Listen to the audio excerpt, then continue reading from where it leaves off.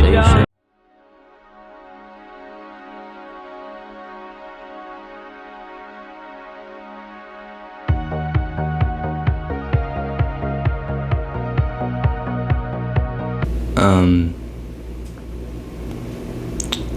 Yeah.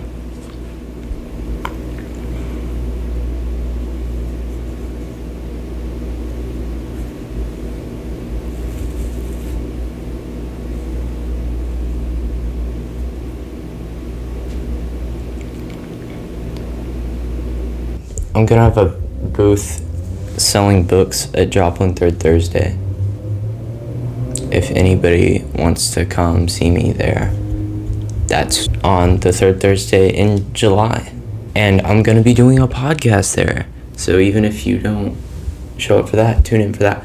And if you go, you could be on the show. If you come to Third Thursday, you can be on the Rollcast in July. And August too, I think. I haven't decided. But if you just want to be on like an episode, you know, you can always comment, email me.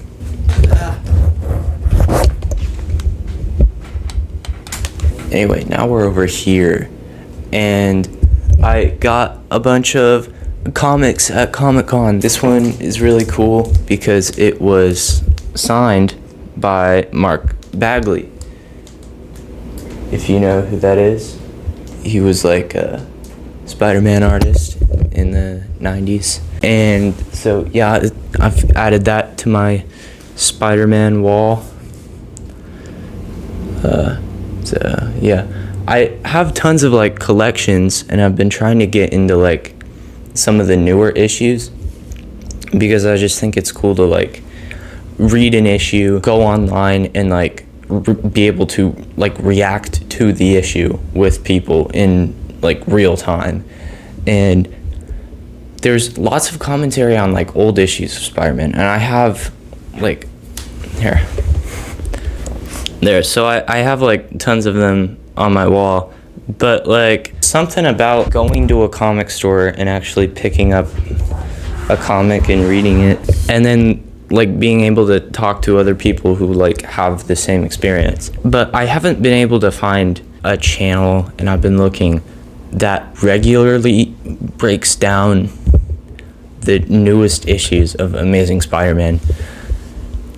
And it's because they're bad. They're really bad. Spider-Man peaked in the 90s, and it's been all downhill from there. So if you're looking to get into comics, that's not, like, the first place I'd start. Even though some of the issues on my wall are, like, newer issues. Like, obviously this one's, like, 90s era. But, like, all of the rest on this row are pretty new. Like, the Ultimate Spider-Man, which is a different story. That was actually pretty good. And then, but the mainline comics have been really bad story-wise and sometimes art-wise, which is, like, the worst thing that a comic can do. I mean, a comic can survive a lot of bad writing, right? But you can't survive bad art, because that's just, like, the draw, like, the appeal of the comic medium. If the art is bad, you might as well go read an actual book or something. Not to say that comics aren't actual books, which they are, but, like, I mean, I really like this cover. This is another Mark Bagley cover, but it's one of his newer ones, and it was written by Joe Kelly, whose run on Spider-Man has not been my favorite, and that's not an unpopular opinion, unfortunately. It's just, I mean, it's better than Zeb Wells that he took over from. It's a lot better than Zeb Wells, but it's still not great. But I can still enjoy, like, a lot of the older comics, and I still buy new comics regularly. I just bought some more Spider-Man, some Daredevil. I bought this comic called Berserker, which was written by Keanu Reeves, and it's from an independent publisher. And a lot of the best comic books that are coming out now are from independent publishers, not the big two, not Marvel, not DC. So if you're looking to get into newer comics, I would start with it's DC, but Nightwing is pretty good right now. Marvel's Daredevil is, I mean, it's just starting out, but I think it's all right. It's got potential. But those are both big too. Independent. I haven't read Berserker yet. Radiant Black. Invincible, if you like that. A lot of people really love the Invincible show, but I couldn't really get into it for whatever reason. There's too much power scaling. I mean, they're all Superman, you know. I don't know. To me, you know, I mean, it's good when a character can have like moral dilemmas, but it feels like they lean on that quite a lot when you have like an overpowered character. But that's just me. It makes me nervous for the new Spider-Man. I haven't heard a lot of criticism of any of the trailers, or like it seems people are generally excited. It's probably going to make a ton of money just because it's Spider-Man, and they do seem to be trying to be closer to some of the source material. Obviously the costume is great, there's nothing to complain about, but it seems like they kind of did a soft reboot, and it seems like the MCU might be headed towards kind of a soft reboot. I don't think they will, like a lot of people have been suggesting this, but I don't think they'll go through with it. I don't think they'll actually like reboot the whole universe or do like a live adaptation of the Ultimates or something. I just don't see it happening. I think that MCU wants to be mass appeal, and comics, for how great comics are, they're not really mass appeal. I don't think that something like the Ultimate Universe, even though it's doing a lot better than the main line, but that's just because it's like better written and has more talented artists and stuff, even though they're ending it because Marvel editorial sucks. I think that the MCU wants to stay kind of consistent with their timelines. Like I think they want their movies to be kind of easy to follow. What are you gonna do? That's comics now. I think the reason that comics are so bad now is because when Disney took over Marvel, they really just focused on the movies because that's what makes sense for them to do. I mean, that's what makes money. They already have 80 years of comics to adapt, and when they run out of like mainstream ideas to adapt into movies, then they'll just recycle the old ones, and they're not worried about creating like sustainably new good comics to adapt.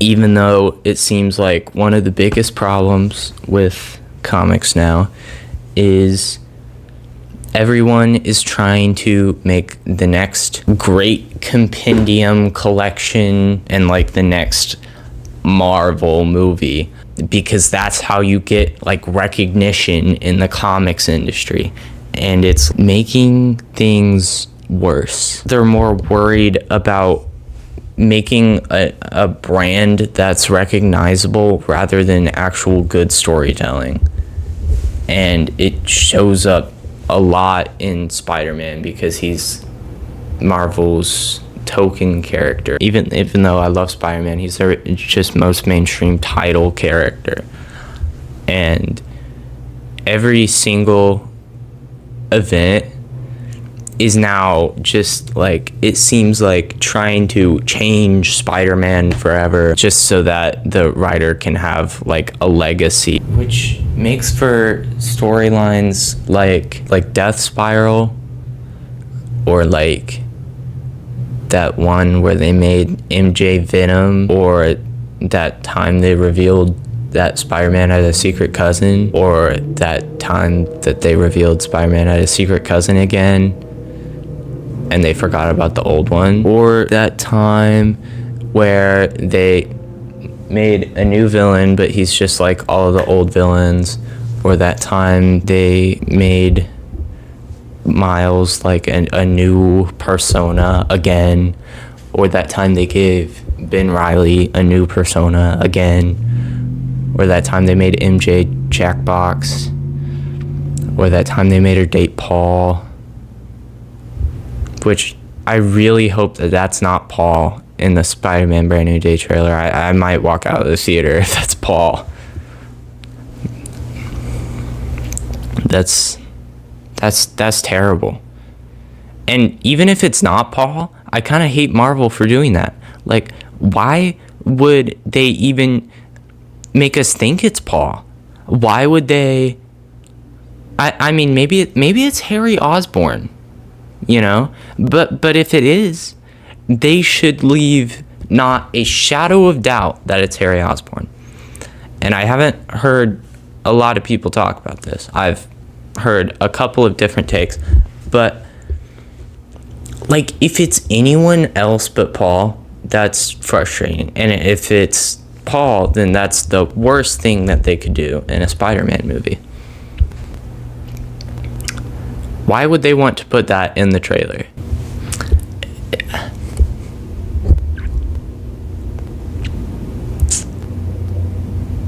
We're coming up on issue 1000 of Amazing Spider-Man. There's gonna be no payoff because they haven't set anything up that's like tangible. I don't think they know what they're going to do yet. It doesn't seem like it from the cover that they put out. It doesn't seem like they have any idea what's going to be in that issue. There's been lots of speculation online, and I just think, why are we even talking about it? I don't think they know. I mean, look at this cover. This is ASM 1000, and that's the cover. That's the cover that they're going.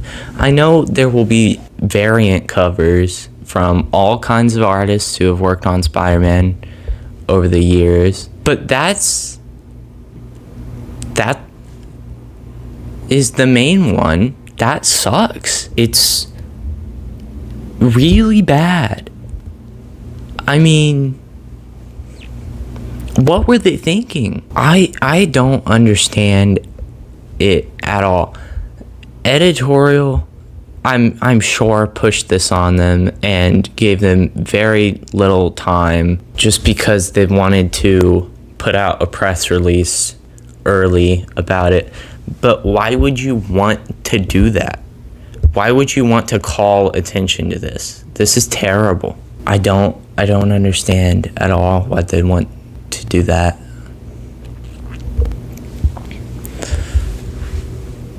I mean, it doesn't make new readers excited for it, and seasoned fans, which is supposed to be like their main market for this, it's issue 1000.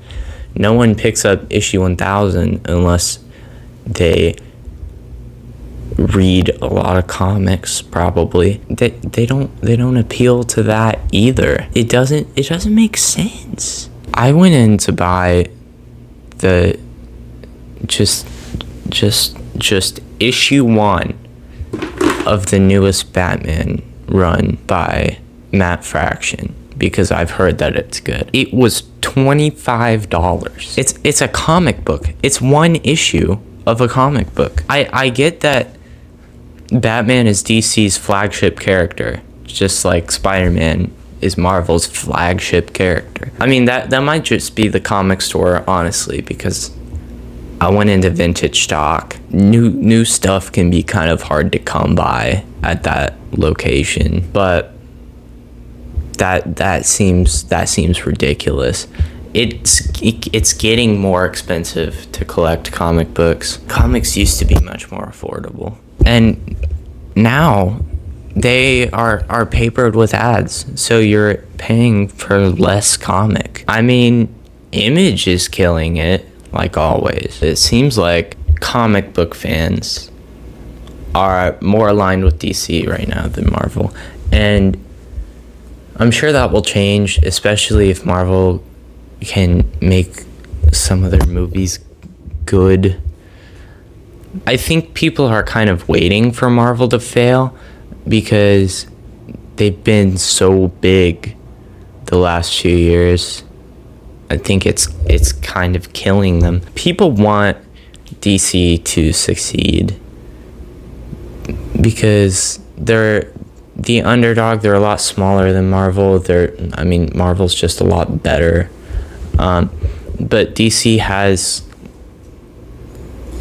some really great characters that they haven't adapted well. I also think DC is in a weird spot because the best character by far that they have is Batman, and he's been done to death. And I think maybe they shouldn't be so liberal with giving the rights away. I think it's fine that they have the DCU going at the same time as they have this Robert Pattinson Batman.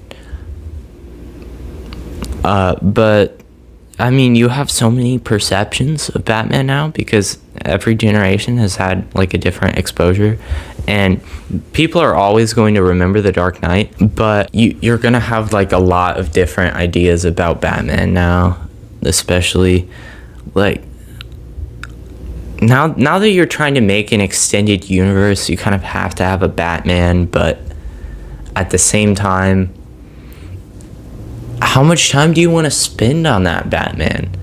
And how much are you going to borrow from other Batman movies that came before?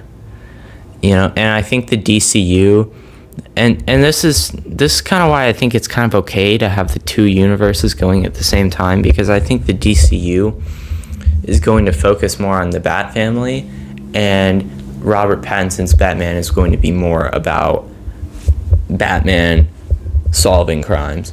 And that's kind of what DC did with their two Batman titles. They have Detective Comics and they have Batman. And Batman is more like about the Bat family, and Detective Comics is about him being a detective. But I mean, it sort of worked better when you only saw some of the Bat family characters in the Batman run at that time. But now they kind of all have their own title. So it's confusing, and it means there's more overlap between all of the different Batman titles, and it's super messy, and there's not as much consistency in like what those comics are about. But yeah, I also think that Robert Pattinson's version is going to be maybe more grounded, especially since we're getting that Clayface movie, which I'm super excited for. Okay, this new Clayface movie, I love that idea. That is awesome. I can't see why it hasn't been done before. But anyway, yeah, Comic-Con was a lot of fun. I did film a little bit while I was there, but I don't know if I'm gonna upload that because like there was a lot of the trip that wasn't in it, and I'm okay with not filming those parts. Like I got to meet Mark Bagley, which was really cool, so I didn't want to just have like my head in my phone the whole time. I wanted to actually like experience it, so I didn't film very much of it while I was there. Yeah, so I don't know, you may see some of that, but for now I'll just leave it at that. All right.